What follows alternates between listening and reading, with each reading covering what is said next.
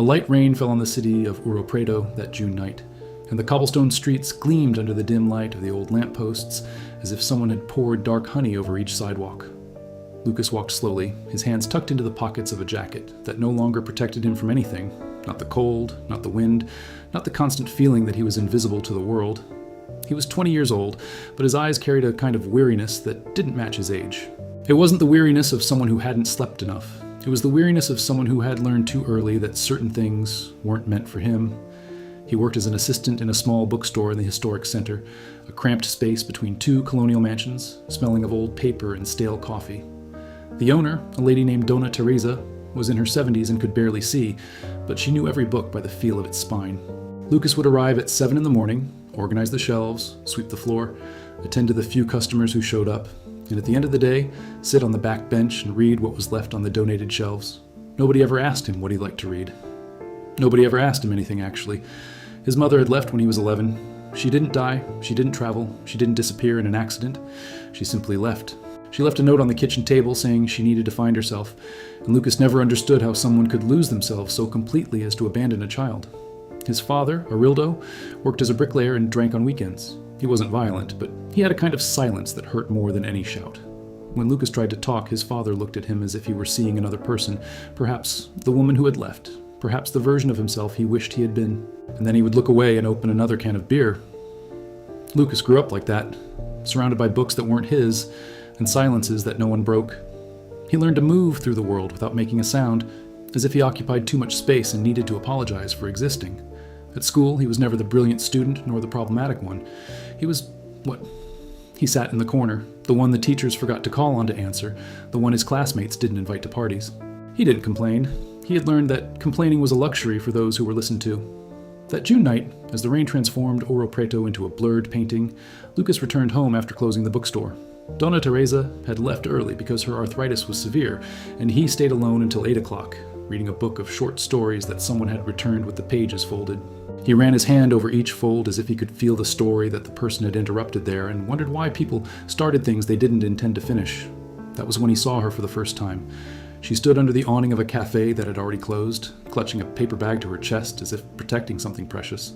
The streetlight illuminated half her face, leaving the other half in shadow, and Lucas thought she looked like a painting someone had hastily created, but with a beauty that the haste couldn't erase. She had dark hair that the rain had made heavier, and eyes that gazed at the street with a mixture of impatience and resignation, as if waiting for something she knew wouldn't come. He didn't stop. He had no reason to stop.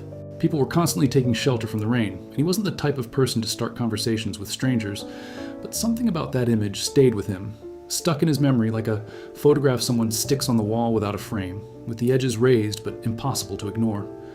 The next day, she went into the bookstore. Lucas was organizing the poetry section, which was located in the back, near the window overlooking an alley where cats slept on boxes, cardboard. He heard the doorbell and looked up. It was her. Up close, she seemed older than he had imagined the night before, but not in a way that diminished anything.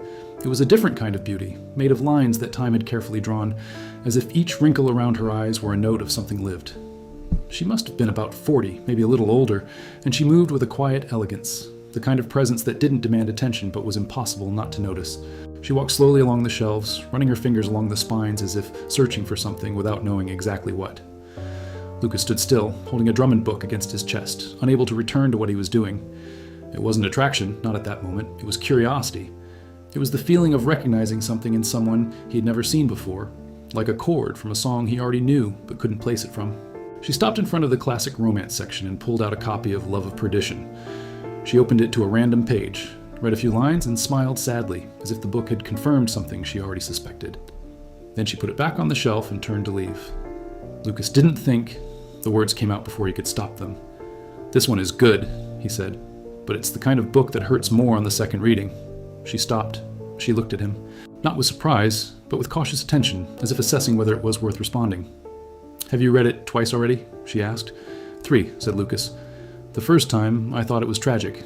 The second time, I thought it was unfair. The third time, I understood it was inevitable." She was silent for a moment, and Lucas felt his face heat up, thinking he had said too much, that she would find it strange for a boy of 20 years talking about literary tragedy as if she understood something about life. But she didn't laugh. She didn't scoff.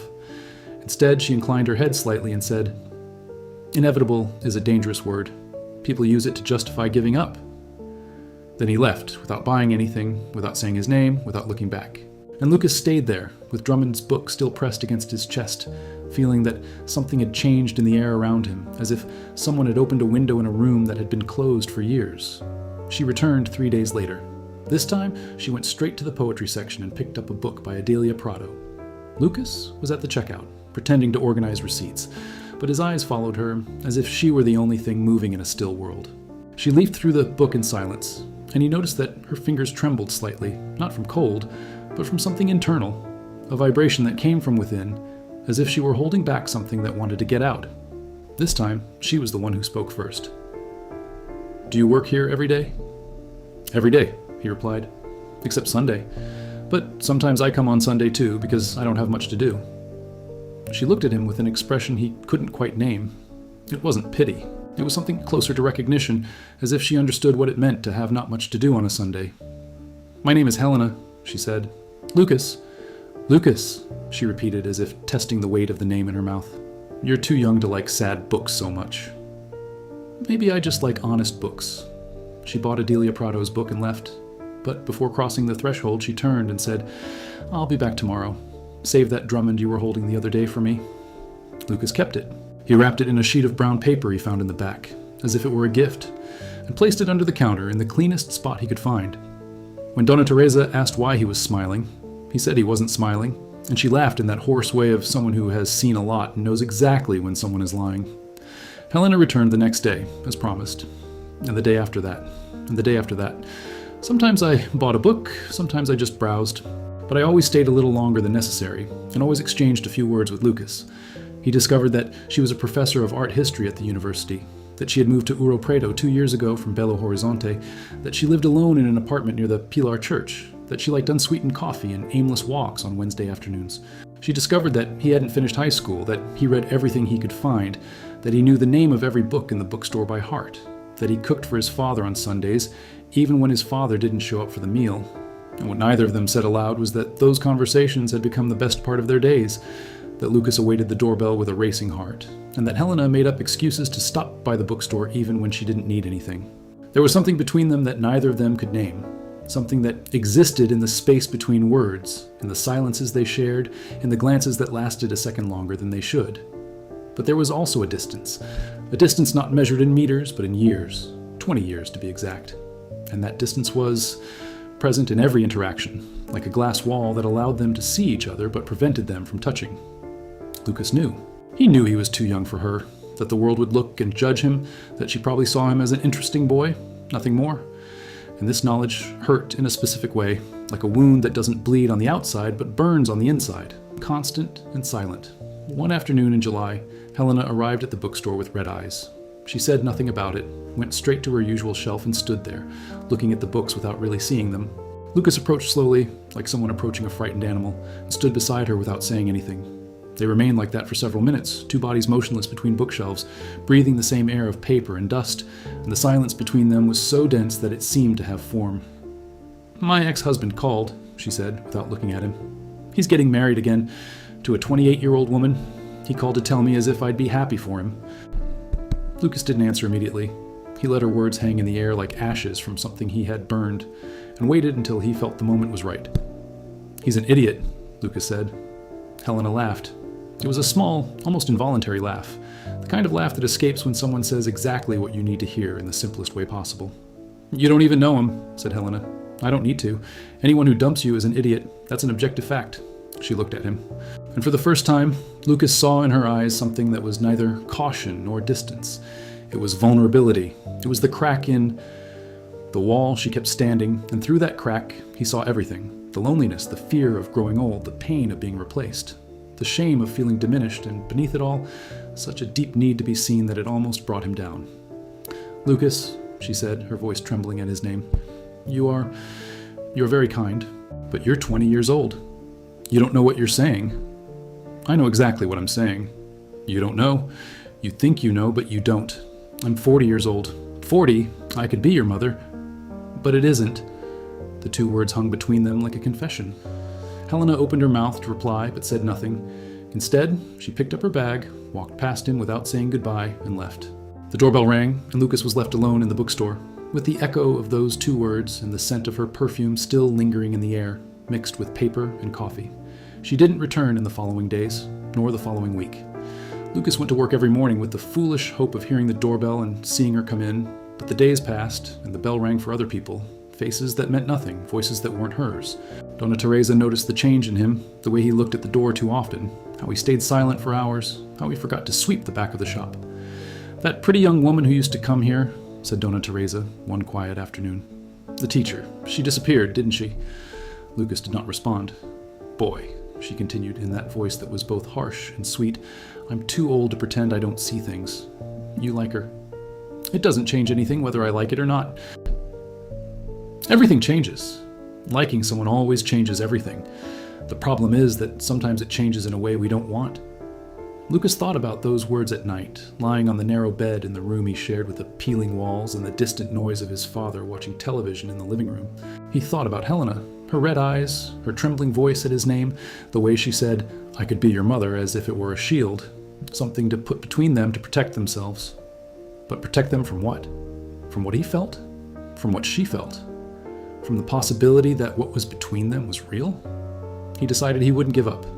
Not because he was stubborn or naive, but because giving up on Helena would be giving up on the first thing in his life that had made sense. He couldn't explain what he felt for her. It couldn't be put into simple words. It wasn't a boy's attraction to a beautiful woman. It was something deeper, older, as if he had found a part of himself he didn't know was missing. The next morning, Lucas did something he had never done before. He wrote a letter, by hand, on a lined notebook page, in the small, slanted handwriting of someone who learned to write on crooked desks.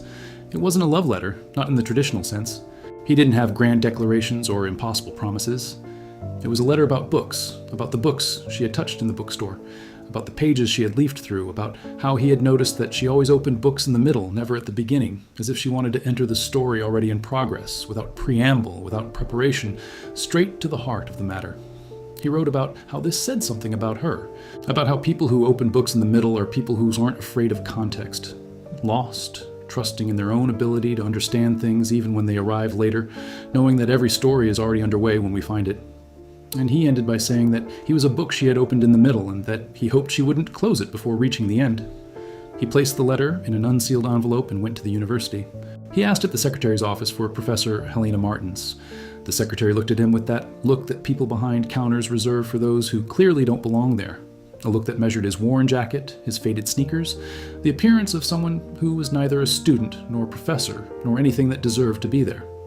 "She has class at 2, said the secretary, without looking up from her computer. "You can leave it in her pigeonhole." Lucas left the letter and went away. She returned to the bookstore and worked the rest of the day with restless hands and a knot in her stomach, alternating between the certainty that she had done the right thing and the terror that she had exposed herself irreparably. 2 days passed. On the third day, the doorbell rang at 4 in the afternoon, and Helena entered. She was different, not in her red eyes or her defensive posture. She was different in the way she looked at him, directly, without the glass wall, without the calculated caution. She held the letter in her hand, folded in half, and Lucas saw that the edges were crumpled, as if she had read and reread it several times. She walked to the counter and placed the letter on it, between the receipts and Donna Teresa's notebook. "This," she said, pointing to the letter, "is the most beautiful thing anyone has ever written to me." Lucas swallowed hard. "It's just the truth." "I know, that's why it's beautiful." She paused. "Lucas, I need to be honest with you. I read that letter and cried. I cried because it's been a long time since someone saw me that way. My ex-husband lived with me for 12 years and never noticed that I opened books in the middle, and you noticed in 2 weeks. I pay attention to you. I know, and that's what scares me. Why? Because I'm 40 years old. Because when I was your age, you weren't even born yet. Because people will look and see a desperate old woman with a handsome boy, and they'll laugh and they'll judge, and I've already been judged enough in this life. Since when do you care what other people think?" The question caught her off guard. Helena opened her mouth and closed it, and Lucas saw in her face the silent battle between what she wanted and what she thought she should want. "Always," she admitted. "Always, Lucas. I know it seems like I don't care, but I care about everything. I care too much. That's why I left that day. Not because I didn't feel anything, because I felt too much." The silence that followed was the longest they had ever shared. Donna Teresa, who was in the back, wisely chose not to appear. The entire bookstore seemed to hold its breath. The books on the shelves, the dust in the air, the afternoon light streaming through the window and drawing a golden rectangle on the floor between them. I'm not asking you to give me a chance because I'm young and handsome and full of energy, Lucas said, and his voice was firm in a way that surprised him.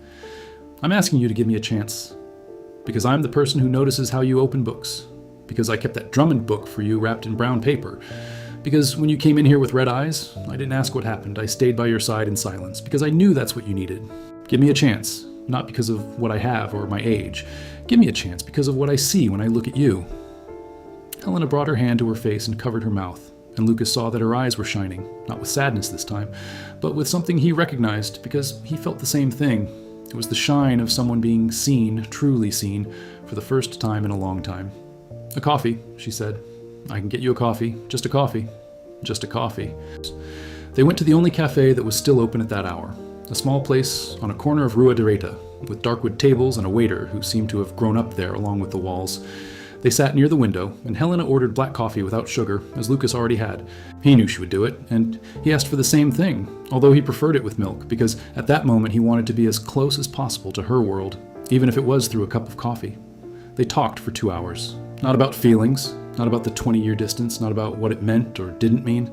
They talked about books, about art, about the churches of Ouro Preto, and how the Baroque was a form of scream disguised as beauty, about how the angels painted on the church ceilings had the faces of real people the artists knew, slaves and lovers and children who were never acknowledged.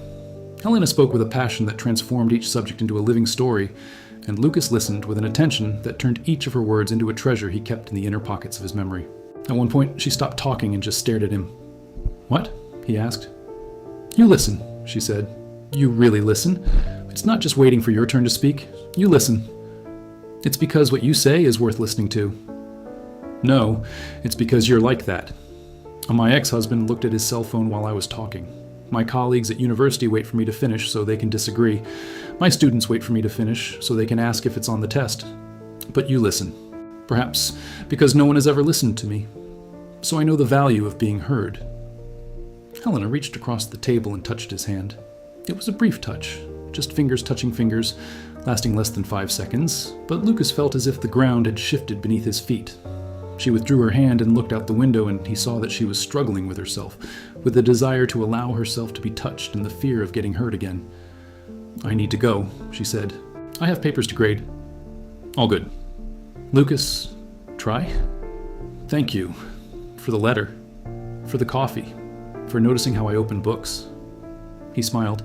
Not the broad smile of someone who is happy, but the small smile of someone who knows that something precious is being born and that it needs to be handled with care so it doesn't break.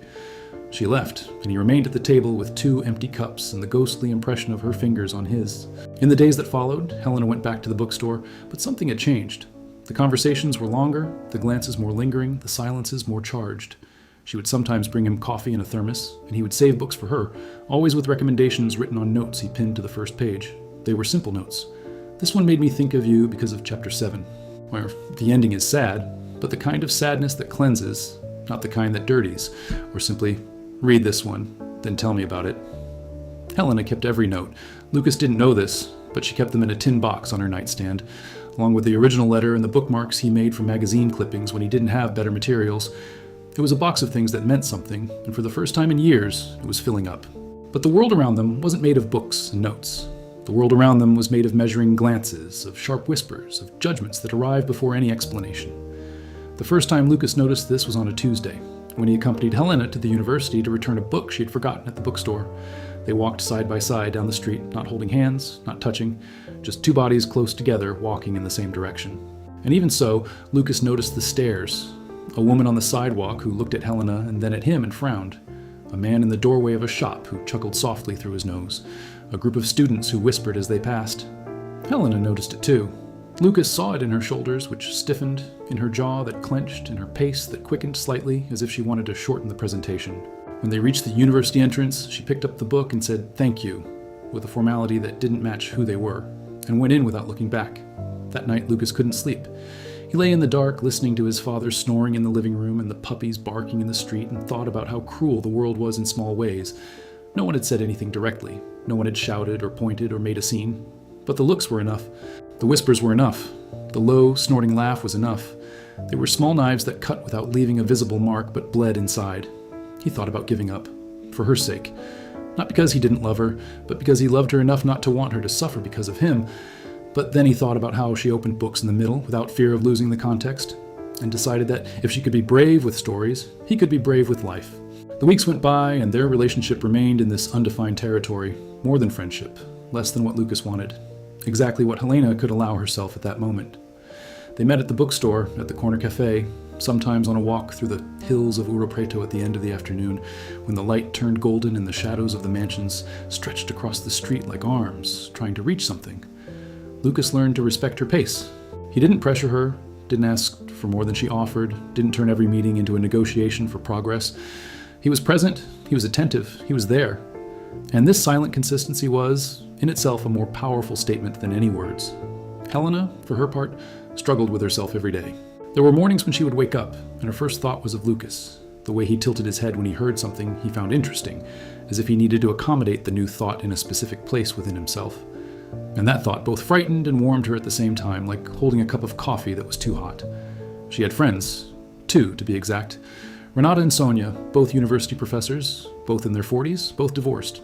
When Helena casually mentioned on a Friday night of wine and gossip that she had a friend at the bookstore, Renata raised an eyebrow. "Friend? I know. How old are you?" 20. The silence that followed was eloquent. Sonia filled her wine glass to the brim and took a long sip before speaking. "Helena, 20 years old. I know how old he is. And does he know how old you are? You know, and you don't care." "Of course he doesn't care. He's 20 years old. At that age, nothing matters. Wait until he's 30 and see if he doesn't trade you in for a 25-year-old. Sonia's words pierced Helena like needles, not because they were true, but because they touched on the deepest fear she carried. The fear of being disposable. Her ex-husband had confirmed this fear by trading her in for someone younger. Society confirmed this fear every time it treated women in their 40s as merchandise with an expiration date.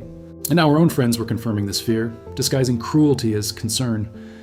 Helena didn't answer. She changed the subject, filled her own glass, and when she returned home that night, she sat on her bed and looked at the tin box on the nightstand.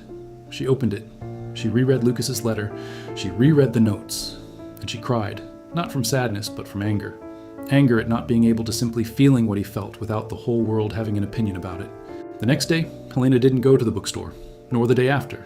Lucas waited, as he always waited, with the patience of someone who has learned that the good things in life need time and that forcing a flower to bloom before its time is the surest way to destroy it. On the 3rd day, he received a message. Helena had gotten his number from Dona Teresa, who had a natural talent for conspiring in favor of love. "I need some time," the message said. "It's not about you, it's about me." Lucas read the message 3 times. He wanted to reply with 1,000 things. He wanted to say that time was the only thing he had in abundance, that he would wait as long as necessary, that she didn't need to be afraid. But he understood that sometimes the best answer is the shortest one. "Everything's fine," he wrote. "I'm here." 2 weeks passed. They were the 2 longest weeks of Lucas's life. He went to work, organized books, served customers, returned home, cooked for his father who sometimes ate and sometimes didn't, lay in bed and stared at the ceiling until sleep came. The bookstore without Helena was just a bookstore. The books without her hands touching the spines were just books. The corner cafe without her at the window table was just a cafe. Dona Teresa, with her 70-year wisdom and cataracts, said one afternoon, "Love is like those old books, boy. The more time passes, the more valuable it becomes, but you have to take care of it, otherwise moths will eat it all." Lucas smiled and continued sweeping. It was on a Saturday, in the middle of August, that everything changed. Lucas was closing the bookstore alone because Dona Teresa had gone to the doctor. The street was quiet, that late afternoon silence in a historic city when the tourists have already left and the residents haven't yet gone out to dinner. He was locking the door when he heard his name. "Lucas." She turned. Helena was on the other side of the street, leaning against the wall of a large blue house. She was wearing a dark dress and a coat Lucas had never seen before, and her hair was styled differently, more loosely, as if she had given up trying to control something. She crossed the street and stopped in front of him, and Lucas saw that she was nervous. Helena, who lectured to packed auditoriums, who discussed Caravaggio and Alejandro with authority, who faced doctoral dissertation defenses without flinching, was nervous in front of a 20-year-old boy on a cobblestone sidewalk. "I've thought a lot," she said. "For the past 2 weeks, I haven't done anything else. I've thought about everything people have said, everything I've told myself, all the reasons why this is a terrible idea. And you know what I've discovered?" Lucas waited. "I'm tired of living according to other people's opinions. I spent 12 years in a marriage where I did everything right. I was the right wife, the right age with the right appearance, the right career, and he left anyway. So what for? What's the point of being the version the world approves of if the world will never be satisfied? She took a step closer. Lucas smelled her perfume, the same perfume that had lingered in the bookstore that day, weeks ago. I'm 40 years old, she continued. I have wrinkles, I have insomnia, I'm afraid of almost everything. I don't know how to dance, I burn rice, I cry watching margarine commercials. I'm difficult and complicated and full of layers that aren't all beautiful. And if you, knowing all this, still want to have coffee with me, then I want to have coffee with you. Not as friends, as what we are, whatever we are. Lucas looked at her, at the dark eyes that shone under the dim light of the lamppost, at the hands that trembled slightly at her sides, at the enormous courage that resided in that woman whom the world tried to convince was too small, too old, too insufficient. I don't want coffee, he said. Her face fell for a moment, and Lucas saw fear flash across her eyes like lightning. I want dinner, he finished. We've already had coffee. I want to sit at a table with you and order food and dessert and talk about things we've never talked about and stay until the restaurant closes and the waiter asks us to leave. I want everything, Helena, not just coffee. She laughed, a genuine, wholehearted laugh that came from deep within and spilled out through her eyes before reaching her mouth. And Lucas thought that was the most beautiful sound he had ever heard in his 20 years of life. They had dinner that night. In a simple restaurant, one of those with checkered tablecloths and bottled candles, where the food was homemade and the wine was cheap and good. They sat facing each other, and for the first time there was no glass wall between them. Helena spoke about her marriage, about how she had lost pieces of herself trying to fit into what her husband expected, about how she had woken up one day and realized she no longer recognized herself in the mirror. Lucas spoke about his mother, who had left, about his father, who was present but absent, about how he had grown up thinking that love was something that happened to other people, in other places, in lives that weren't his. I thought I was invisible, he said, that no one would ever really see me.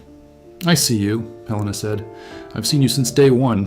When you said that about the book, about the second reading, I thought, this boy understands something that most people go their whole lives without understanding. What? That things have layers, that the first impression is never the true one, that it's necessary to go back, reread, look again, to find what really matters. Lucas extended his hand across the table. This time, it wasn't a brief touch of fingers. It was his whole hand, open, offered.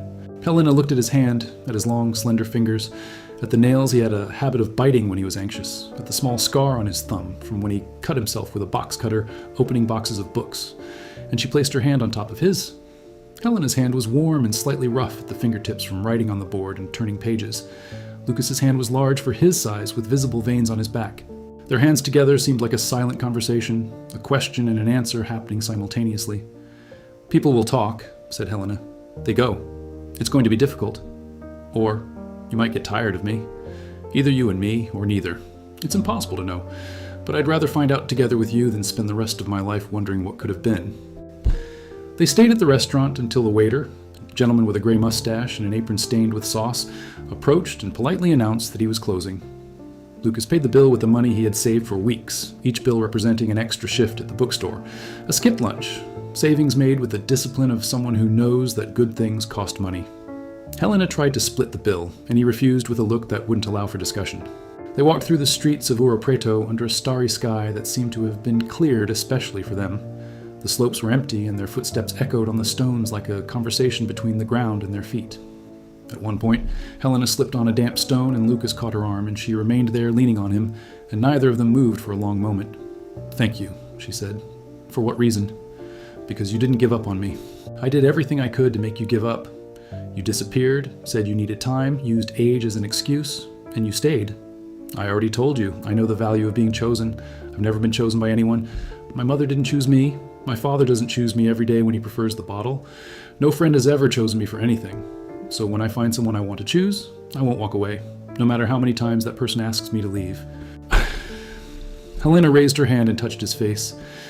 It was the first touch that wasn't hands. Her fingers on his face, on his cheek, on his jaw, tracing the contours like a blind person trying to memorize a shape. Lucas closed his eyes and felt the touch slide down his skin like water, reaching places inside him that had never been reached before. You are extraordinary, she whispered, and I'm afraid I don't deserve it. You deserve everything, he said, and I'll spend as much time as it takes proving it to you. They didn't kiss that night, not because they didn't want to, but because they both understood that certain things need their own time, that anticipation is a form of respect, that rushing into a kiss would be like skipping pages of a book that deserved to be read slowly. Lucas accompanied her to the door of her building, near the Church of Pilar. The building's facade was old, with a heavy wooden door and an iron knocker shaped like a hand. Helena opened the door and turned to him, and they stood there in the doorway, the light from the hall illuminating her back, and the darkness of the street enveloping him, like a frame separating two worlds. "Good evening, Lucas." "Good evening, Helena." She went inside. The door closed. And Lucas walked back home with feet so light they barely touched the stones, feeling that, for the first time in his life, someone had looked at him and decided he was worth it. The days that followed were the brightest Lucas had ever known. He and Helena met almost every day, sometimes at the bookstore, sometimes at the cafe, sometimes on walks that lasted for hours, and took them to corners of Ouro Preto that even the tourist guides didn't know. She showed him the city through the eyes of art history, pointing out details in the churches that he had never noticed, explaining why one angel had its wings pointing upwards, while another had its wings pointing downwards, what each gesture meant in the silent language of the Baroque. And he showed her the city through the eyes of someone born there, the alleys where he played as a child, the bakery where the bread was made in the early morning. The smell woke up the whole neighborhood. The wall was where someone had written in pencil, years ago, a phrase that had never been erased. "Love is the only thing that doesn't rust." "Who wrote this?" Helena asked. "I don't know. It was there when I was a kid. I think it's a lie because everything rusts. But it's a beautiful lie." "Maybe it's not a lie. Maybe it's true that love does rust, but it keeps working even when it's rusty." Lucas looked at her and thought that he had never met anyone who made the world more interesting simply by being in it. But the brightness of those days had shadows. Shadows that came from outside, from the stairs on the street, from the comments at the university, from the messages Helena received from acquaintances who had seen the two of them together and who couldn't keep their opinion to themselves. Renata, her friend, stopped talking to her. She simply stopped replying to messages, showing up for Friday night wine, and greeting her in the university hallway. Sonia was more direct. One night she called and said, "Helena, I'm your friend, and that's why I'm going to be honest. You're making a fool of yourself. A woman of your position, your intelligence, going around with a boy who works in a bookstore and hasn't even finished high school. Do you know how that looks? What does it look like, Sonia? It seems like desperation." Helena hung up the phone and sat in the darkness of the room for a long time, listening to the silence of the apartment and the distant sounds of the city. The word despair spun in her head like a coin tossed in the air that never falls. Was that what the world saw? Despair? A woman desperately clinging to a boy because she couldn't find anyone her own age? She thought of Lucas, of the way he kept books for her, of the handwritten notes, of the letter about opening books in the middle, of his outstretched hand on the restaurant table, of the phrase he said in the street about never having been chosen. And she felt such a great anger that it surprised her, not towards Sonia, not towards the world, but towards herself, for still allowing the opinions of others to have the power to overshadow the most honest thing she had ever experienced. The next morning, she went to the bookstore before it opened. Lucas was sweeping the sidewalk as he did every morning, with his headphones on and that slightly awkward way of someone who's still waking up. When he saw her, he took off his headphones and smiled, that small smile she already knew, which was bigger on the inside than on the outside. "Good morning," he said. Helena didn't answer with words. She crossed the sidewalk, cupped his face in her hands, stood on tiptoe because he was taller, and kissed him. It was a slow, firm, deliberate kiss. Not a kiss of uncontrolled passion, but a kiss of decision. A kiss that said, "I choose this. I choose you. I choose us." Lucas dropped the broom. It fell onto the stones with a thud neither of them heard. He placed his hands on her waist and pulled her closer, and the whole world shrank to that point of contact, to that sidewalk in Ouro Preto, to that August morning that smelled of coffee and wet stone. When they parted, Helena had her eyes closed in an expression that Lucas had never seen on her face before. Peace. Pure peace. Unconditional, without reservations, without fear. "Wow," he said. She opened her eyes and laughed. "Wow? I'm 20 years old. My words are still reflecting my feelings." Helena laughed again, and the sound filled the entire street, ricocheted off the walls of the mansions, climbed the slopes, and mingled with the church bell ringing in the distance. And Lucas thought that if he could choose only one sound to listen to for the rest of his life, it would be that one. The following months were filled with discoveries. Each day was a new page in a book they were writing together, with the imperfect handwriting of someone learning as they write. Lucas discovered that Helena was afraid of storms and slept with a light on in the hallway. Helena discovered that Lucas wrote poems on bakery napkins and then threw them away because he thought they weren't good enough. He discovered that she kept the tickets from every museum she had ever visited in a folder organized by city. she discovered that he knew how to cook chicken in brown sauce exactly the way his grandmother did, a grandmother who died when he was 8 years old, and who was the only person who called him my boy. They learned to fit into each other, which is the hardest part of any relationship. The constant adjustment between two different formats, the silent negotiation between space and proximity, between speaking and listening, between what one wants and what one can give. There were conflicts. Of course there were. The age difference wasn't an abstract number. It manifested in differing musical tastes and cultural references that didn't overlap, in distinct ways of envisioning the future. Helena was thinking about retirement. Lucas was thinking about starting over. She had already lived through a whole marriage. He had never dated. She knew exactly who she was. He was still discovering himself. There was one night when they argued. Helena had been invited to a dinner at a university colleague's house, a formal dinner with other professors and their spouses, and she hesitated to invite Lucas. He hesitated and felt that familiar pain, the pain of not being enough, of not belonging, of being the kind of person others hesitate to introduce. "You're ashamed of me," he said, and it wasn't a question. "I'm not ashamed of you. So why are you thinking twice before inviting me?" "Because they are difficult people. They will make comments. They will look at you as if you were..." "As if I were what? An ignorant person? A boy? A whim of yours?" "Lucas, that's not it." "That's right. You don't want to take me because you're afraid of what people will think, and I understand. But understanding doesn't mean it doesn't hurt." Helena remained silent. She knew he was right. She knew that every time she protected him from the world, she was also saying that the world was right to judge him, and that was unfair. Unfair to him, who was the most genuine person she knew, and unfair to herself, who had promised to stop living according to the opinions of others. "Come with me," she said. "Come with me to dinner." Lucas went. He put on his best shirt, a white button-down shirt that Donna Teresa had given him for his birthday, and borrowed shoes that pinched his feet a little. Helena introduced him without hesitation, without apologies, without unnecessary explanations. "This is Lucas," she said, and the way she said his name carried everything that needed to be said. Dinner went exactly as Helena had predicted. Discreet glances, questions disguised as interest, smiles that didn't reach the eyes. A professor asked Lucas what he did, and when Lucas said that, "I was working in a bookstore." The silence that followed was the kind that measures and dismisses. But then someone mentioned Alejandro, and Lucas said something about pain as a driving force for creation, about how the artist's deformed hands were not an obstacle, but a language, a way of sculpting that no one else could reproduce because no one else felt that way. He said this simply, without trying to impress, without using technical terms, just with the clarity of someone who thinks about things honestly. The table fell silent. Not the silence of dismissal, the silence of surprise. Helena looked at him from across the table and felt such a strong wave of pride that she had to grip her glass tighter to avoid spilling it. There he was, the boy from the bookstore, the boy without a degree, holding the attention of a table of doctors with nothing but the truth. When they returned home that night, walking hand in hand down the dark street, Helena stopped and turned to him. "You were brilliant," she said. "I only said what I think." "I know, that's why it was brilliant." She kissed him right there in the middle of the street, without caring who might see, and Lucas felt that something had solidified between them, a foundation that was no longer provisional, but that no longer depended on external approval, that existed on its own, solid and real.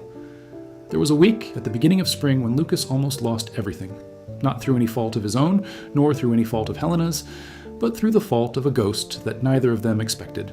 Helena's ex-husband showed up in Ouro Preto. His name was Rodrigo, a tall, 45-year-old man with graying hair at the temples. The kind of man the world looks at and sees as competent, successful, and belonging. He was an architect, had an office in Belo Horizonte, drove an imported car, and wore watches that cost more than Lucas earned in 6 months. He appeared unannounced on a Friday afternoon, knocking on Helena's apartment door with a bouquet of flowers that looked like it had been ripped from an expensive florist's window. Lucas knew because Helena called him that night with the careful voice of someone treading on glass. "Rodrigo came to see me," she said. "He said he made a mistake, that his marriage to the other woman didn't work out, that he wants to come back." The silence on Lucas's side lasted long enough for Helena to hear her own breathing on the phone. "And you?" Lucas finally asked. "What do you want?" "I want you, but I needed to tell you. Thank you for telling us." "Lucas, are you okay?" "I am. We'll talk tomorrow." He hung up and sat on the edge of the bed in the dark room, phone in hand, chest tight. It wasn't jealousy, or at least not only jealousy. It was something deeper, something older, the lifelong programmed certainty that good things don't last, that someone always comes along to take what's his, that he had no right to compete with. Men like Rodrigo, men with cars and watches and degrees, men whom the world saw and respected automatically, without them needing to prove anything. He imagined Helena opening the door and seeing Rodrigo there, with the flowers and the regret and the 45 years that matched her 40, in a way that Lucas's 20 never would. He thought about what her friends would say, what her university colleagues would say, what the whole world would say. See, she went back to the right man. That boy was just a phase. Lucas didn't sleep that night. He stayed awake until dawn, watching the sky change from black to gray to blue through the window, and when the sun rose over the rooftops of Ouro Preto, he made a decision. He wasn't going to fight. He wasn't going to compete. He wasn't going to diminish himself by competing with someone who had everything he lacked. What he was going to do was be himself and trust that he was enough. If he wasn't, if Helena chose Rodrigo, he would accept it with the dignity he had learned to have during his years of invisibility. The next day, he went to the bookstore as usual. He organized the shelves, swept the floor, and served the customers. When Helena appeared in the middle of the afternoon, he greeted her with his usual smile and a cup of coffee that was already prepared. "Aren't you going to ask anything?" Helena said, surprised. "I don't need to. You've already told me what you want. If you change your mind, you can tell me too. I trust you." Helena stood still, holding her cup, looking at him with an expression that oscillated between admiration and astonishment. Because, in her experience, men didn't react like that. Rodrigo, when he suspected something, investigated, demanded answers, accused. Her boyfriends before Rodrigo had been variations on the same theme: possession disguised as love, control disguised as care. And here was Lucas, 20 years old, offering her the rarest thing anyone can offer: unconditional trust.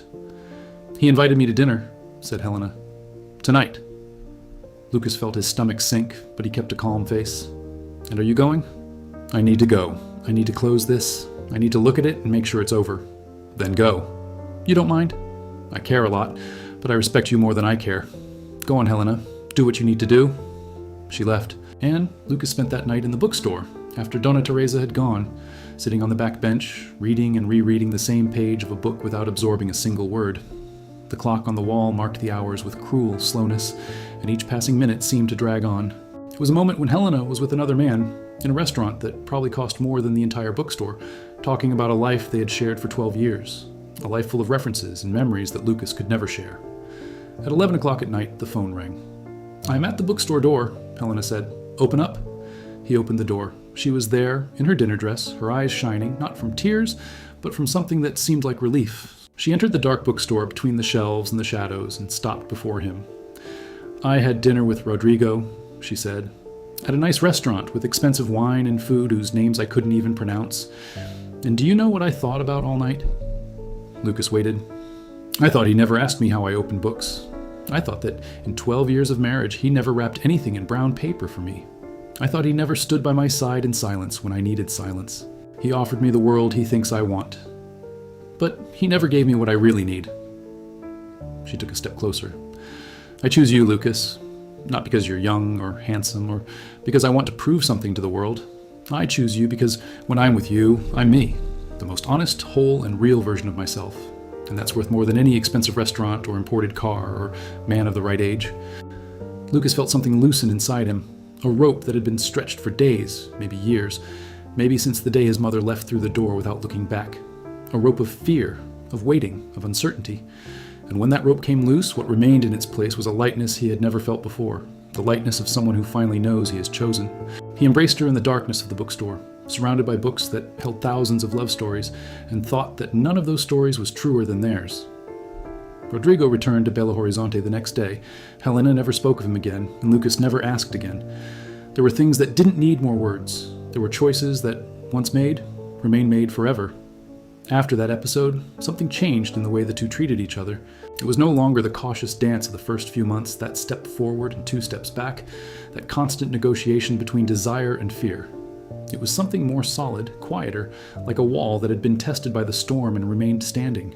They knew now that what they had was real, not because it was perfect, but because it had been proven. Lucas began spending more time at Helena's apartment. He didn't live there, not officially, but there was one of his toothbrushes in the bathroom, a pair of slippers next to the bed, a shelf in the bookcase that Helena had emptied for his books. Small invasions of territory that meant everything. He cooked for her on weekends. Grandma's chicken soup became a ritual for rainy Sundays, but there was also chicken and brown sauce, tutu de feijão, a type of bean stew, and polenta with okra, which Helena had never eaten before, and which became her favorite dish. Lucas cooked with the concentration of someone praying, stirring the pot slowly, tasting with the tip of his spoon, adjusting the salt with his fingers. Helena sat in the kitchen chair and watched him with an open book on her lap that she forgot to read, because watching Lucas cook was better than any story. "Where did you learn to cook like that?" she asked once. "With my grandmother. And then on my own. My father doesn't cook, so I learned or I went hungry." "You transformed necessity into art. I turned hunger into food. The art is up to you." She laughed, and he put a spoonful of sauce to her mouth to taste, and the gesture was so intimate, so simple, so full of trust, that Helena felt her eyes burn without knowing why. Or perhaps knowing exactly why. There were also the nights when they stayed up late, lying on the sofa, too narrow for two, their legs intertwined and an open book between them. Sometimes they read the same book, each holding an edge of the page, and the intimacy of sharing a silent reading was, for both of them, deeper than many words could be. One night, Helena read aloud a passage from a novel that spoke of the fear of aging, and when she finished, she remained silent for a long time. "Do you think about that?" Lucas asked. "About the future? When I'm 30, you'll be 50. When I'm 40, I'm going to be 60. I know, I think about it every day." "And what do you conclude?" "I'd rather be 60 with you than 40 without you." Helena looked at him and saw in his eyes a seriousness that age couldn't explain. It was the seriousness of someone who has already done the math and accepts the result, of someone who knows that life is made of imperfect choices and that the only truly wrong choice is not choosing out of fear. "When I'm 60, she said slowly, testing her words, "my knees will ache. My hair will be completely white. I'll forget where I put my keys. And I'll be there to find the keys, to massage your knees, to tell you that white hair suits you. Do you promise?" "I don't make promises. Promises are things that get broken. I decide. Every day I decide to stay, and tomorrow I decide again, and the day after tomorrow. A decision is stronger than a promise." Helena kept that phrase in a nameless place inside herself, a place where the things that sustain a person when everything else crumbles resided.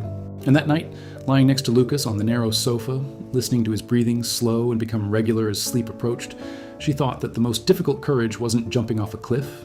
It was standing still on the edge and deciding, consciously, day after day, realizing that the place where one is exactly the right place. Months turned into a year. Lucas continued working at the bookstore, but began studying to finish high school, encouraged by Helena, who didn't pressure him, but casually left study books on the cafe table when they met. He passed his exams with grades that surprised even himself and began to think, for the first time, about possibilities that had previously seemed closed. Helena, for her part, began to write again. I had stopped writing when the marriage began to crumble, as if the words had dried up along with the love. But now they were returning, first in timid drafts, then in longer texts, articles for academic journals that were received with praise that surprised her. She wrote an essay on the representation of love in the Minas Gerais Baroque that was published in an important journal, and in the dedication she wrote only, "For the one who taught me that every story deserves to be read to the end." Lucas read the entire essay, even without understanding all the references. He underlined the parts he liked best, and returned the text with notes in the margins, as he did with the books he recommended to her. Helena kept that annotated copy in the tin box, along with the letter, the notes, and everything else that meant something. There was a moment one Sunday morning when Lucas went to her house for the first time. Helena had a cold, and he showed up with a pot of chicken soup he'd made in the early hours of the morning, his grandmother's recipe, the one nobody else knew how to make. She opened the door in her pajamas, her nose still ached. She saw him there, with red hair and disheveled, with the steaming pot and a shy smile. "You made chicken soup for me," she said, as if she needed to hear the words aloud to believe it. "My grandmother used to say that chicken soup cures everything. Flu, sadness, a broken heart. And afraid to love again? Especially the fear of loving again." She let him in. The apartment was small and full of books, exactly as Lucas had imagined.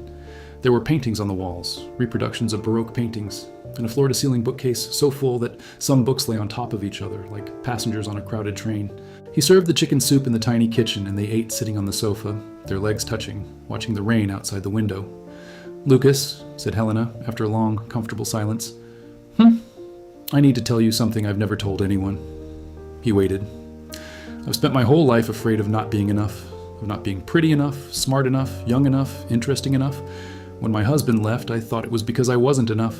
When my friends drifted away, I thought it was because I wasn't enough. And when you came along, I thought it was only a matter of time before you realized I wasn't enough. Helena, let me finish. What I want to say is that for the first time, with you, I don't feel like I need to be more than I am. You don't ask me to be younger, thinner, happier, more of anything. You just tell me, ask to be me. And that is, her voice faltered, that's all I've ever wanted. Lucas placed the bowl of chicken soup on the small table and turned to her. He held her hands, which were warm from the soup and slightly trembling. You are enough, he said. You always have been. It's the world that was looking at you wrong. She rested her head on his shoulder, and they stayed like that, two bodies on the sofa of a small apartment in Ouro Preto, with the rain tapping against the window and the chicken soup cooling on the table, and the world outside continuing without them, because at that moment they didn't need the world. Time continued to pass, as time insists on doing, and Lucas and Helena's relationship became as natural a part of the Ouro Preto landscape as the churches and the hillsides. People stopped whispering, or at least they whispered less. Donna Teresa smiled every time Helena entered the bookstore and said, "Here comes the boy's girl," with a naturalness that made it seem as if it had always been that way. Even Lucas's father, Seu Arildo, in one of his rare moments of lucidity and presence, looked at Helena when Lucas took her home for dinner and said, "Beautiful, and she has a good eye. If she chose Lucas, it's because she sees things that others don't." It was the most generous thing his father had ever said about him. Lucas felt his eyes burning and had to go to the kitchen under the pretext of getting more rice. There were difficult days. There was the day Helena found an extra gray hair and stood in front of the mirror for 20 minutes, and Lucas had to remind her that gray hairs were just stories the body tells. There was the day a former student of Helena's posted a photo of the two of them on social media with a nasty comment, and the comments section filled with judgments that Lucas read secretly in the bookstore bathroom, feeling each word like a punch. There was the day Lucas's father ended up in the hospital because of drinking, and Lucas had to choose between going to the hospital and going to Helena's birthday party, and he chose the hospital, and Helena showed up there 2 hours later with coffee and sandwiches and the silent certainty that that was where she should be. But there were also beautiful days. The day Lucas passed the entrance exam for literature at a public university, and Helena cried more than he did. The day he read her, for the first time, a poem he had written sitting on a park bench in front of the Church of San Francisco, and his voice trembled with each verse, and she held his hand and said it was beautiful. And he believed her because she never lied about important things. The day she took him to Belo Horizonte to visit the Inhota Museum, and he stood for 2 hours in front of a Cildo Meireles installation unable to move. And she stayed by his side for the entire 2 hours, without haste, without impatience, simply sharing that wonder. And then came the day, a year and a half after their first coffee, when Helena found Lucas waiting at the bookstore door after closing time, with a package wrapped in brown paper, just like the one he had used to store Drummond's book at the beginning of it all. "What is that?" she asked. "Open." She opened it. Inside was a notebook, a simple hardcover notebook, filled from the first to the last page with Lucas's small, slanted handwriting. She opened it to the first page and read the dedication. "For Helena, who taught me that opening a book in the middle isn't about being afraid of the beginning, it's about trusting that the story is already happening and that the best thing to do is to dive right into it." It was a book. Lucas had written a book. Not a publishable novel, not a literary masterpiece, but their story. Every encounter in the bookstore, every conversation in the cafe, every note, every silence, every fight, every kiss, every moment when he was sure she was the one, the right person, and every moment he was afraid she would realize he wasn't. It was all there, handwritten with the raw honesty of someone who doesn't know how to hide their feelings. Helena read the first few pages right there on the sidewalk, her back against the bookstore wall, tears streaming down her face without her bothering to wipe them away. Lucas stood beside her, his hands in his pockets, as nervous as he had been the day of the letter, as if every time he opened up to her it was the first time. She closed the notebook and hugged him. She hugged him tightly, the notebook between them, the street passing by around them, the world continuing on. And in his ear, she whispered, "You're not invisible. You never were. You're the most visible person I've ever met. You're made of light, Lucas, and I thank God every day for having walked into that bookstore." Lucas tightened his embrace, closed his eyes, and felt for the first time with absolute certainty that he belonged somewhere, that someone had chosen him not despite who he was, but because of who he was, that the mother who left, the father who didn't know how to be present, the colleagues who never invited him, the sizing and dismissive glances, none of that defined who he was. What defined him was that moment, that woman in his arms, that notebook between them, that story they had built together page by page with the patience of those who know that the best stories are the ones that take time to tell. Night fell over Ouro Preto as it always did, slowly tinging the sky with shades ranging from gold to purple, and the lights of the old lampposts lit up one by one like candles on a huge cake. Lucas and Helena walked together through the cobblestone streets, hand in hand, in silence, because sometimes words are too small for what one feels. They passed the closed bookstore, the corner cafe, the university, the Church of Pilar. They passed the wall where someone had written in pencil, years ago, that love is the only thing that doesn't rust. Lucas stopped before the phrase and smiled. "You know," he said, "I don't think that's a lie." Helena looked at the sentence, then at him. "No," he said, "it's not a lie." And they continued walking, two bodies in the same direction, two hearts beating to the same rhythm, two lives that the world had tried to convince them didn't match, and who had decided, together, that matching wasn't a matter of age, class, status, or approval. Matching was a matter of choice, of presence, of courage, of opening the story in the middle and trusting that it's worth reading to the end. The street disappeared behind them like pages already read, and the night welcomed them as it welcomes all who walk together in the dark, without judgment, without haste, without end in sight, only the next step, and the next, and the next. One afternoon, almost 2 years after it all began, Lucas returned to the bookstore after his university class and found Donna Teresa sitting on the back bench, her thick glasses perched on her forehead, with an expression he had never seen on her before. "Sit here, boy," she said, patting the space next to her. Lucas sat down. The stool creaked under the weight of two bodies, and the smell of old books enveloped them as it always did. "I'm going to close the bookstore," said Donna Teresa.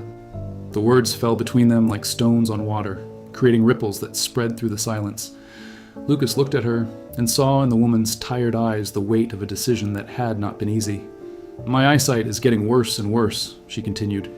"The rent went up again. There are fewer customers every month. I've held this place together for 42 years, Lucas. 42 years opening this door every morning. But sometimes holding on becomes stubbornness, and stubbornness becomes suffering." "Mrs. Teresa?" "Let me finish. I want you to keep the books. Not to sell them, not to store them in a warehouse. To read them. To give them to someone who wants to read them. To keep them alive somehow." Lucas looked around, at the bookshelves he knew by heart, at every crack in the floor, every stain on the ceiling, every corner of that place that had been his refuge, his school, his true home, the bookstore where he met Helena, the bookstore where he learned that the stories in books were mirrors of the stories we live and that reading was the most honest way to not be alone. He didn't cry, but he felt something tighten in his chest with a force that almost took his breath away. That night, she told Helena. They were in her apartment, in the kitchen. He was cooking and she was grating papers, and when he said, "Mrs. Teresa is going to close the bookstore," Helena put down her pen and looked at him. "What do you want to do?" she asked, because Helena had learned that the best way to help Lucas was to ask him what he wanted, not to tell him what he should do. "I want the bookstore to continue." "Then make her continue." "With what money? With what name? I haven't even finished college yet." "With whatever money we save. With whatever name you want. And college doesn't make a person, Lucas. You already know more about books than most booksellers I've ever met." The idea seemed impossible. Absurd, even. A 22-year-old boy, without a degree, without capital, without connections, opening a bookstore in a city that already had difficulty maintaining what it had. But Helena believed. And the faith of someone who believes in us is the most solid bridge between what we are and what we can be. In the following months, Lucas worked harder than ever. In addition to his university classes, he took on odd jobs, helping with moves, painting walls, carrying boxes at markets. Helena contributed what she could from her salary, and together, with savings made from small, constant sacrifices, they raised enough to rent a space. Not on the main street, not in the historic center, but on a quiet side street, in a ground floor room of a large house that smelled of whitewash and had a window overlooking a backyard with a jaboticaba tree. Donna Teresa gave him not only the books, but also the bookshelves, the counter, the back stool, and the doorbell, the same bell that had rung the day Helena first entered. Lucas installed everything himself, and Helena painted the walls a warm white that made the books look like jewels in a display case. On opening day, not many people came. Donna Teresa, leaning on a cane. Lucas's father, surprisingly sober while wearing a shirt Lucas didn't recognize. A few curious neighbors, one or two of Helena's students, the waiter from the corner cafe, the one with a gray mustache who brought a bottle of wine. Lucas stood behind the counter in the same spot where he had stood so many times in the old bookstore and looked around. The books on the shelves, arranged with the care of someone who knows each one by name. The bell on the door, waiting to ring. The window overlooking the backyard, where the jaboticaba tree already bore ripe fruit. And Helena sitting on the back bench with an open book in her lap and a smile that was only for him. At that moment, Lucas understood something that books had tried to teach him his whole life, but that only life itself could confirm. That dignity doesn't come from what others recognize in us, but from what we recognize in ourselves. That being invisible is not destiny, it's a temporary condition that is broken when someone has the courage to make oneself seen. That loving someone 20 years older or younger is not madness or a whim, it's simply love finding its way along paths the world hasn't mapped. And that a bookstore, even a small one, Even one on a forgotten side street, even one without a pretty sign or a brightly lit window can be the place where a life truly begins. Helena stood up, came over to him, and took his hand over the counter. "Congratulations," she said. "I'm proud of you. I wouldn't have made it without you." Yes, it would have. It just would have taken longer. Lucas smiled. Not the small smile from before, but the one that was bigger on the inside than on the outside. A whole, open smile that filled his entire face and overflowed from his eyes. The smile of someone who arrived somewhere after a long walk and discovered that the place was exactly as he had imagined, and at the same time, completely different, and at the same time perfect. The doorbell rang. A customer entered, and the story continued, and the story continued. Because the best stories always continue. Even when the book ends, even when the last page is turned, even when someone closes the cover and puts it on the shelf, the story continues, inside those who read it, inside those who lived it, inside those who felt it. And that was the story of Lucas and Helena, of a 20-year-old boy who learned that loving someone has no expiration date, of a 40-year-old woman who learned that being loved has no requirements, of an old bookstore in a stone city where two hearts met amidst spines, dust, and unsweetened coffee. A story that began with rain and ended with stars. A story that began with silence and ended with holding hands. A story that began with a book open in the middle and ended with the certainty that it's worth reading to the end, because it's always worth it. Always.